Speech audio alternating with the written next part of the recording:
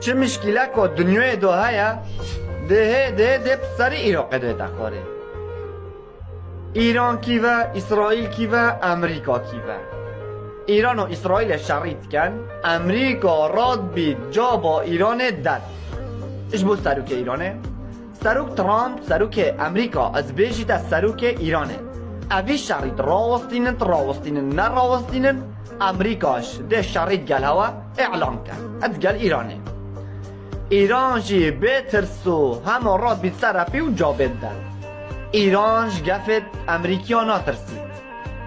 اگر اسرائیل شريط کد و نکد هر امده شريط کن و طول آزانایت خو مروبت خوده فکر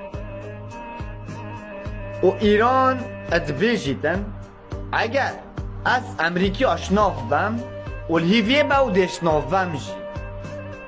ایکم جه کوبکم آرمانج ده امریکیت ایراق دابید بگمان هرما کردستان جی السر ایراق ویا چی این هشتم نبینه دولت کش ایراق و بید انشاءالله خود کردستان پارزیتن و افشار رب زیترین دم ابگهیت حلک اگر افشار هر وسا بردوان بیتن السر آخا والات جدا بگمان دهت نشاندان حرب العالمین است